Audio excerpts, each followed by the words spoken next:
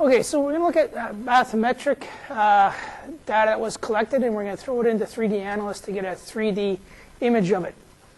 It's actually quite simple to do. Probably the biggest problem I had with setting this up was taking the GPS depth finder data and cleaning it up a little so that it made more sense when I brought it into our data set, and adding it to the previous year's data.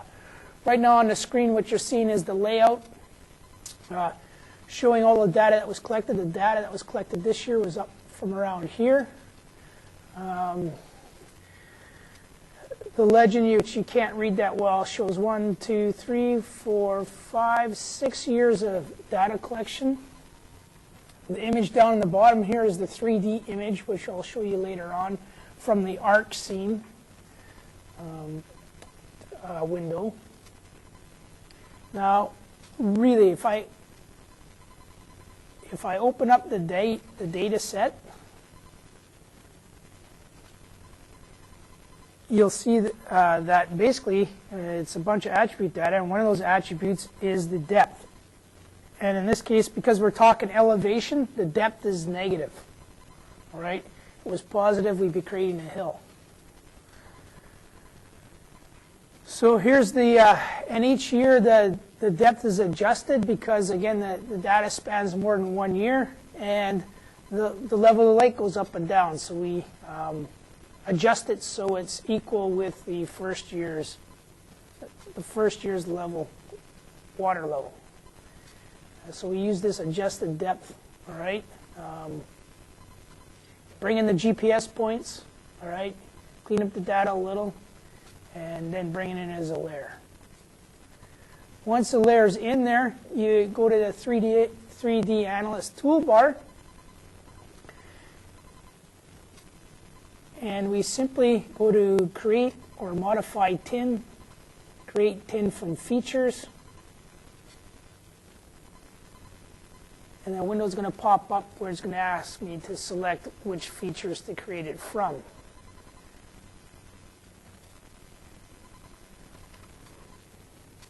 And the features I used were the measured depths, which are the points that were collected with the depths.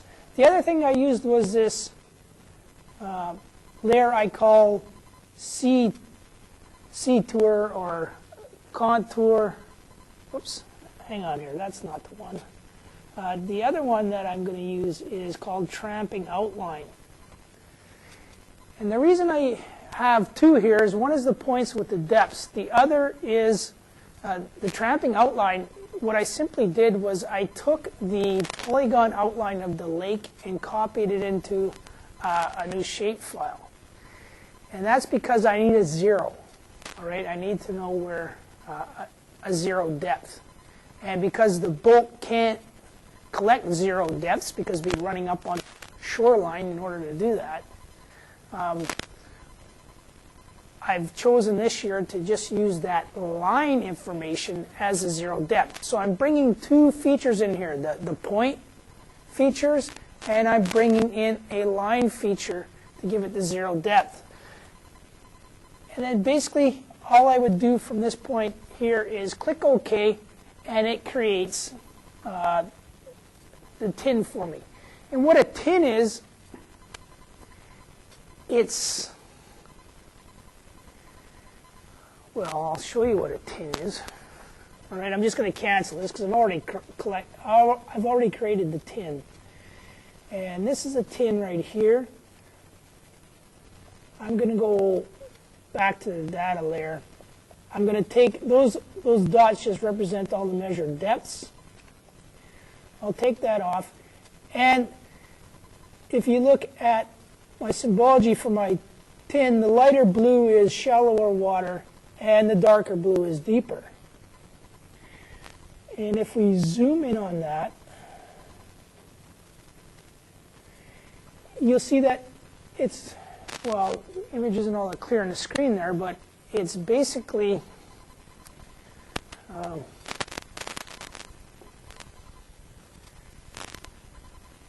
tin is almost like if you took a piece of paper and crumpled it and then kind of flattened it out a little.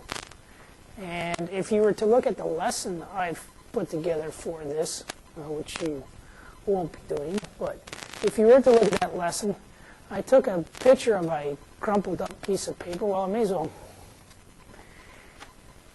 If you're watching this lesson online, you can go to that lesson and read the introduction, and it would show you the image I'm about to create with this piece of paper.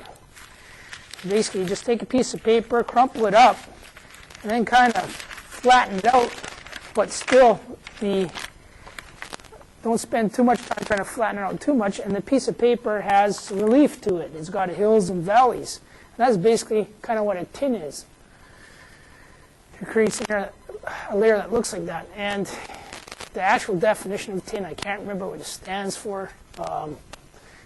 Again, if you go to that lesson, it'll tell you, or you can look it up on the internet. TIN, it's an acronym just like anything else. Anyways, that's what the tin kind of looks like. And it really isn't too exciting to look at this, but it does give some relief, or I should say it gives you, even though it's a flat image, it is giving you the idea kind of that there is some relief there. The lake isn't all that deep, although it does start to get deep up in this corner here. So it isn't going to just jump out at you. What we can do is we can open a thing called Arcscene. And I have one open already that's already got the tin in it. And you can just copy and paste the layers from the ArcMap window here. You can just copy this tin. And in this case, I copied the township, well, the FRI data of Tramping Lake in there. And you now get an actual 3D image. I can pick this image up and turn it around. Now, this data set's getting pretty large, so it doesn't turn all that nicely anymore. But you can tilt it and turn it. You can even turn it upside down so you're looking from beneath. That's what we're looking at there. I'll bring it back down. So you can get a good look at the relief that's there. Now, if I go to the properties for the scene here, you can see that I've set it the vertical exaggeration to 10. I can put that back to none, hit apply, and you can't see the relief as much. Again, there's parts of, we're talking about probably the deepest point right now is, just over 20 meters.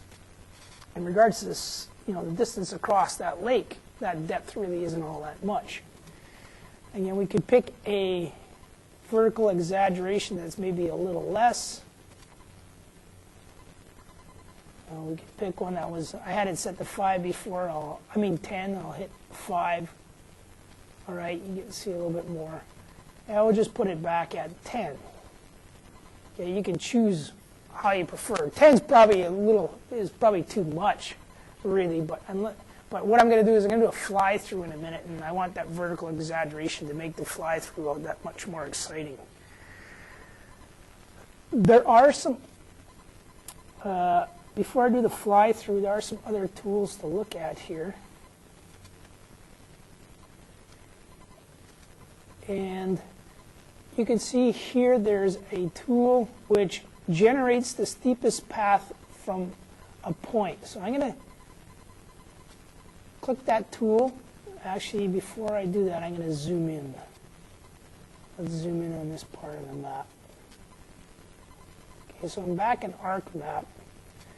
And basically what this is going to do, if you see the little icon, looks like it shows arrows of kind of like, if I just take a ball bearing in the lake basin here and drop it, where's the steepest path, right? Which way would the ball fall?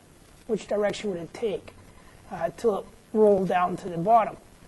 Or if water was flowing, which path would it take? So I'm going to click, and it draws a line. In this case, it was pretty straight. Let's try another place here where we'll get a little bit, maybe a line that isn't quite so straight. Now, I can't see that. And I just changed the color of that line, and it should.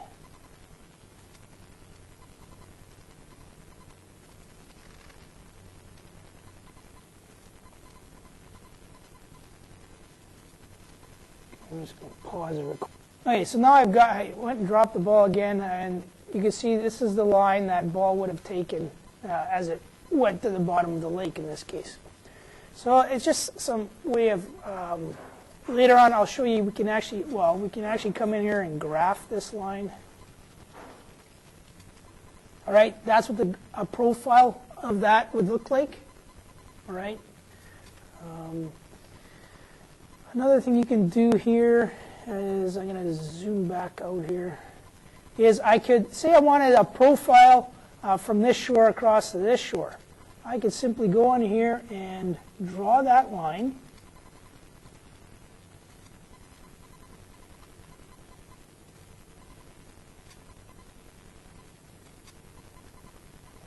Make sure I do the right thing here. I think I grabbed the right tool.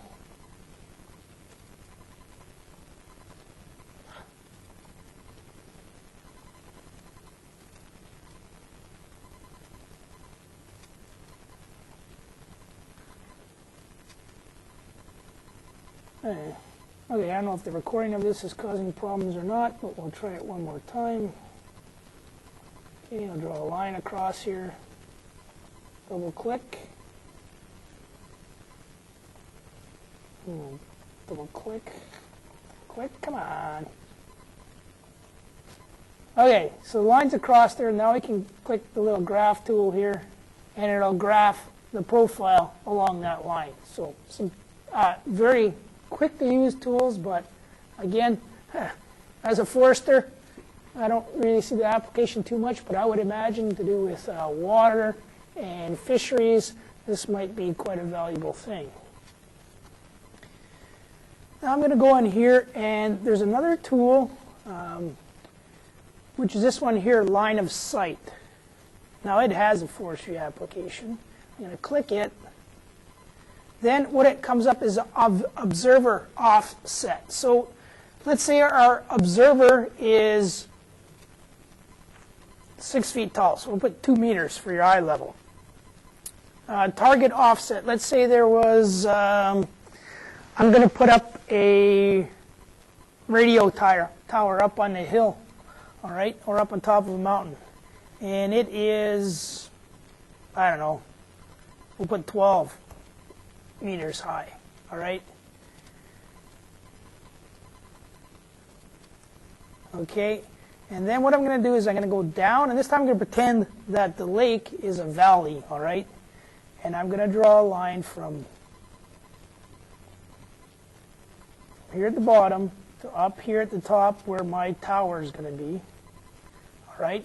And what that shows me right now is I can see everything in the green, and everything in the red I cannot see. So if we were putting a tower up on the mountain there, and we had people recreating down here, we would be able to know that they would not be able to see that tower, all right? And if that tower was taller, or this, the relief wasn't so strong here, we might find out that that tower is going to be visible, and hey, that ruins the recreational value here. Let's move that tower or make it shorter, all right? And you can graph that as well.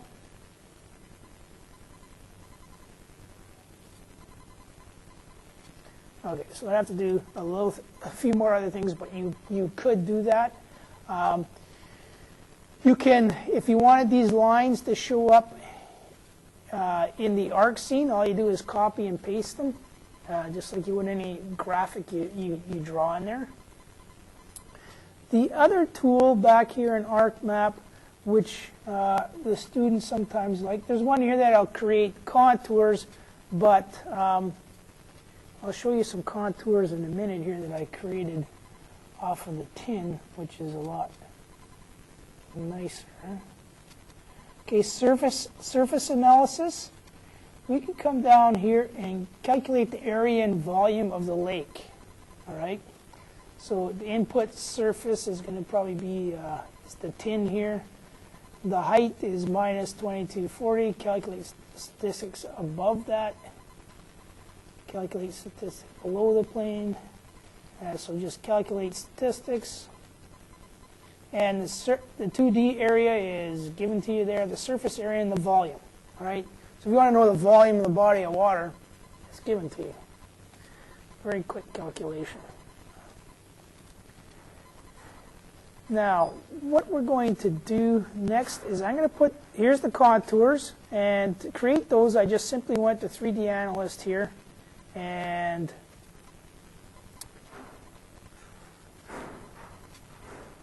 did a surface analysis, picked contours, picked how many meters apart I wanted my contours, and I used the tin again, and it created those contour lines for me. I could go label them based on elevation, no problem. If I'm going to put the points here as well, and what I'm going to do is I'm going to bring these into the tin. So I'm just going to copy. I'm going to paste them into the 3D scene.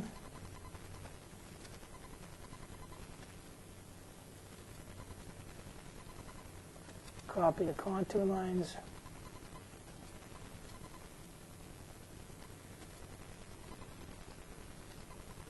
Paste them in here. I'm going to drag the tin so it's down below them. Put the tramping lake so it's on the bottom of everything. And I'm going to shut tramping lake off. Turn it off right now. All right, right now the contour lines and the points are flat. What I'm going to do is I'm going to come in here for contour lines. I'm going to open up the properties for that layer in the scene. And I'm going to go to base heights. And what I'm going to ask you to do is get its base heights from the tin. I'm going to ask for an offset of 25 meters and go OK. Now I'm going to do basically the same thing with the points. I'm going to go base heights, use the tin again, and this time I'm going to put an offset of 50. Click OK. So now what I'm going to do is I'm just going to tilt this scene for you. What I've done, that offset, setting the base heights as the scene, as the tin, gives the layers of the contour lines and the points the same relief that the tin has. And the offsets floats them up. Well, the contour lines are 25 meters offset, so they're 25 meters floating above the tin, and the dots are 50 meters floating above the tin. And I don't know, it just kind of gives you a kind of neat look at the two. Again, the data set's getting pretty large here, so usually you could see it would, this, as you rotate it, it would rotate much smoother, and you get a nice, much easier to choose a good vantage point to look at that. But anyways, that's some things you can do with it. I'm going to show you something else here right away. And last year during fall camp, we went to a small lake and did all the contours on it. I did contours for the whole lake. It's very small. And then in the winter, we put some nets in there, and we took some fish out of it. It was a commercial operation where they stocked it with trout, and the guy came and wanted to take the fish out after. So they did. Students did some analysis on the fish that came out of it, and the owner got a number of fish. Now, I just want to show you some symbology that I've used here. Let me zoom in a bit first. What I did is I went and I artificially added added a fish layer. I created a shape point layer and just made believe some locations of some fish.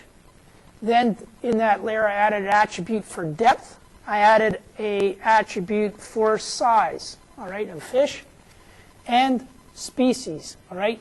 And what I've done here is I've symbolized it based on the size of the fish and the species of the fish. So the pike is brown and the green are trout. There was only trout in the lake, but I wanted to see what I can do with the different colors and or be able to identify different species. And that's what I have, all right? Then the idea is I want to go into, take this information all into Arcscene, and we have the nets, which we put in last year, and we measured the depths. So we have the depths of the nets, all right? And these circles represent the holes in the ice that were drilled to put the nets in, all right? Then what I did is, again, I had depth for the fish. So each of these fish are at that depth.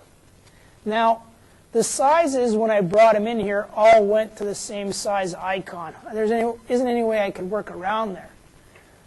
It also went to a two-dimensional icon. But if I would be happy with taking the fish, not coloring the fish, and just using these dots, you can see that they're a 3D. They're proportional to the size of the fish, all right? And actually, I could put the original symbology on there just so you can see that they're actually fish. So in this case, we have the fish, and also the brown color. All icons change to brown, so there seems to be a limit on how I can deal with this symbology when I bring it into a 3D scene like this. But the way I have it displayed here, identifying that it's fish, I can't identify the different species, but I can identify the size with that 3D ball that I created. All right, so again, just some ways you can start to use the 3DAnalyst, right?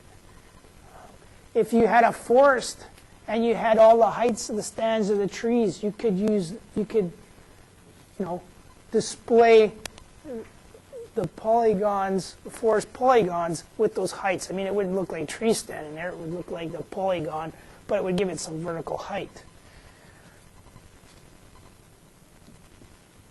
All right? Any comments or questions? And so the next thing I want to do is I want to do a fly-through for you, but I don't know how well it's going to work with the recording, so I'm going to shut this recording off, and then I'm going to